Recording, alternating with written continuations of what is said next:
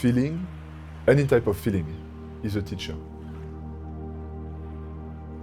And pain is a teacher that comfort will never teach you anything compared to pain.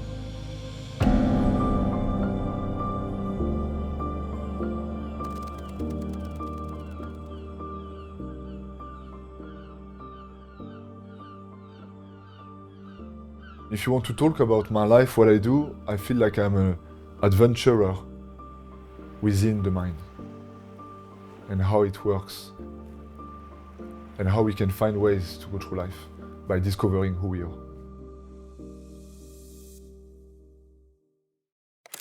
I'm born in Paris in 1992 and I really enjoyed Paris as a child, I remember. But when I was like 7, my parents moved and it became, in my opinion at that time, nightmarish. Like money went completely to the ground. At school, I always felt like we were the most poor. I felt also lack of freedom. And I started to really blame my parents for that. I started to develop anger and hate towards them because I feel like they were not giving me what I need. I saw my parents as very emotional. And I saw my parents as being, at that time, miserable. And I associated emotion with misery. And therefore, at like 12, as a survival mechanism, detach myself from my emotion. Depression started at 13 years old. I started to drink and take a lot of substances and going straight into darkness in many aspects of my life. And I was using pain as a... It was making me feel better about myself. At 22 years old, I wanted to end myself, and I didn't have the courage to do it in one go. So what I did, I just, the day after Christmas, I broke my phone, I broke everything, I just took a backpack and a compass, and I decided to go east. So I was in France, and I was going towards Russia, basically. And I started to walk in full winter.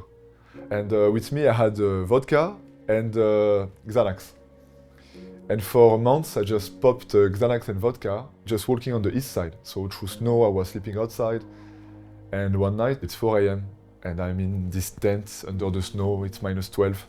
And I was warming up in my tent with a little pot and a lighter. And on that day, I saw the light of the lighter going down. And so I know it was the day where I'm gonna never leave this tent. Because it was minus 14, I have goosebumps. It was minus 14, it was snow everywhere, I was drunk, I had no water, I was exhausted after a few weeks. And so I'm in this tent and at the beginning I was so cold, of course. But after a while, hypothermia started to come. And hypothermia, it cuts the blood from your limbs in order to keep warm blood into your vital core. And so you start to feel warm. And I'm like, oh my God, yes, that's a nice way to go, you know? And some kind of voice inside of me, or I don't know, told me, look at you. You're 22 years old and you think you know life. You know nothing. And if you stay here, you're gonna die like a dog, like nothing.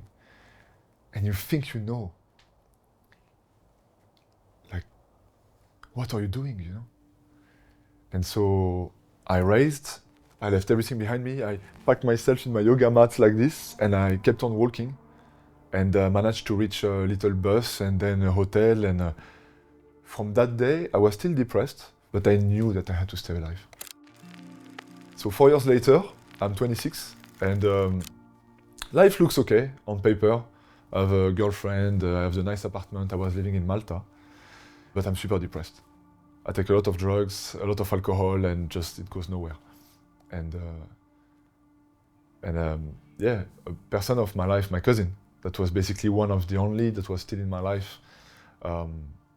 He started to do breathwork. And I didn't believe in any of this at all. For me, it was so far away. And it's really my cousin that pushed me hard, very hard. In February 2019, I went to one retreat in Iceland. And it's a massive stadium. And we go to the session and the vibe is so high. And I remember doing the ice bath as well with 400 people. It was amazing. And when I came back from this session, I started to take action. I left Malta, I was living in Malta, I left my job, I left my ex-girlfriend. And then I came back to another event and to another event. And I started to cry. And one step after another, one retreat after another, happiness started to come.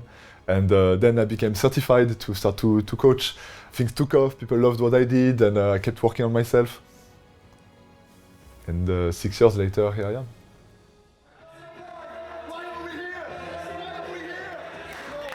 We should all focus on ourselves.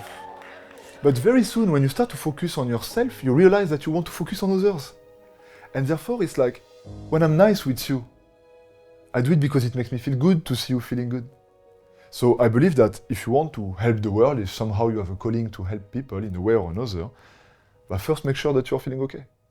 And the more you feel good, the more you can create. And the more you create, sometimes the more stress you have. And therefore, well, you start to feel less good. And it's a journey. People, and me included, we make mistakes all the time. But when you start to work on yourself and you do a bit of sadhu, you do breath work, you start to calm yourself down, you start to create a life that is a little bit more relaxed, you spend more energy into connecting with yourself and with others.